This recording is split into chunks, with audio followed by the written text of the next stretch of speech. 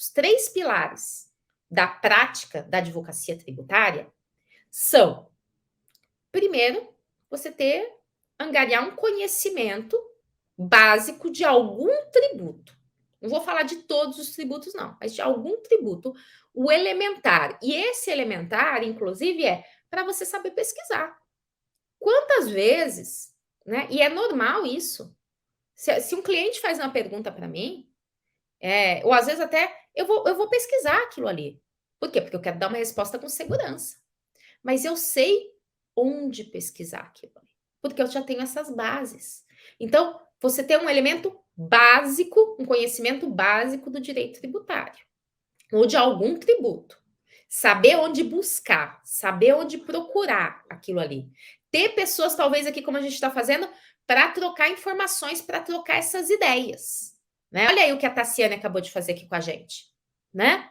Ela fez uma pergunta, eu dei a minha opinião. O Emerson, que é aluno lá do Você Tributarista e super participativo, né? Ele estava aqui, ó, falou aqui, ó, vê a solução de consulta 72 de 2017 que trata desse assunto.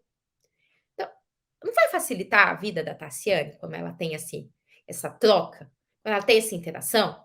Né? Então, são alguns pilares, que é esse elemento básico do direito tributário, para você ter ali onde você buscar essas informações. Um segundo pilar, que é você conhecer as possibilidades de atuação. Quando eu falo em possibilidade de atuação, inclusive, é para solucionar essa angústia aqui da Yarla. O que eu posso oferecer para uma autopeça, para uma farmácia, para uma clínica de odontológica, né?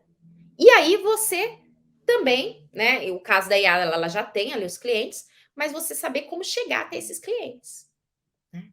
Então vamos tentar trabalhar assim com esses pilares conectados entre si, porque não são coisas soltas. Eles estão conectados entre si. Se você souber o base, quais são as oportunidades tributárias, por exemplo, quais são as principais teses tributárias, né? Quais são as possibilidades principais de planejamento tributário, mesmo para quem está começando. Clínica odontológica, de repente, dá para fazer aí um planejamento tributário, conforme o caso, né? Se você tem essa noção de quais são essas oportunidades tributárias, né? Fica mais fácil você apresentar algo para o cliente que você já tem, ou para você prospectar um cliente.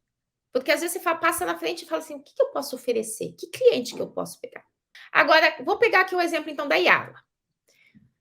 Ela fala assim: eu tenho uma autopeças que eu conheço. Yara, me diz aí, você sabe qual é o regime de tributação dessas empresas? Que é a primeira coisa que você tem que saber. Não tem como eu falar o que você pode oferecer para eles sem saber como eles estão hoje, tá? Então, já que você já tem esse contato com essas pessoas, se você já sabe o regime, me diz aqui, tá? Contato com essas pessoas, você fala assim: e aí? Essa autopeças, você está no lucro real, no lucro presumido ou no simples nacional? Pergunta para ele. Isso é algo que você pode perguntar para o cliente. Na verdade, você consegue identificar pelo CNPJ do cliente se ele é optante do Simples Nacional ou não, que também já ajuda a identificar. Por quê? Porque se ele for, vou começar de trás para frente, se ele for do Simples Nacional, autopeças, Yarla, autopeças estão sujeitos a uma tributação monofásica. E se ela está sujeita a uma tributação monofásica, você pode ver se ela não está fazendo um recolhimento errado, que a maior parte das vezes faz, e recuperar PIS e COFINS monofásico. É uma recuperação administrativa. E se ela não tiver no lucro no Simples Nacional? Bom, aí você tem mais um monte de teses. Por quê? Porque ela tem empregados. Então existem o quê? As teses sobre as folhas de salário. Ela paga PIS e COFINS, então existem as teses de exclusão de ICMS, a tese do século, do PIS e COFINS, por exemplo, né? A tese do limite de 20 salários mínimos, né? Você pode dar uma olhada no Gil-Rat, né? Que inclusive é o carro-chefe aqui do Rubens, né? Às vezes, assim, talvez você fale assim, nem sei o que é Gil-Rat, professora. Tá aí, um ponto de diferencial para você, certo? Então, você vai pegar, primeira coisa a fazer é exatamente o quê? É falar qual é o regime de tributação. Porque se for do lucro real e do lucro presumido, eu tenho algumas teses. Se for do Simples Nacional, eu tenho outra.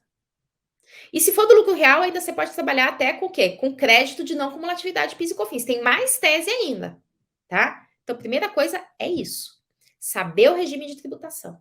A partir do momento que você sabe o regime de tributação, então, tá? Então, veja só, ela ainda não sabe o regime de tributação, mas é fácil conseguir porque é de uma amiga, né? E até a clínica ali é do esposo.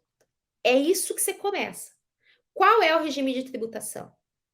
Quais são os tributos que hoje você paga?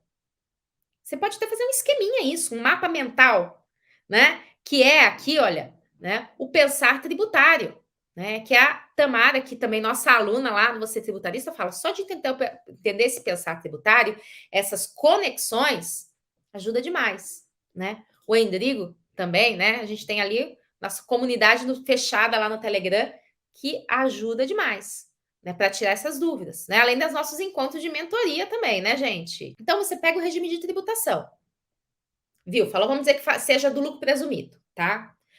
É do lucro presumido. Aí você fala assim: quais são as teses que eu tenho que são aplicáveis para essa empresa? E aí você faz um checklist, né? Quase que um cara crachá. Lembram daquele comediante, né? Cara crachá, cara crachá, cara crachá.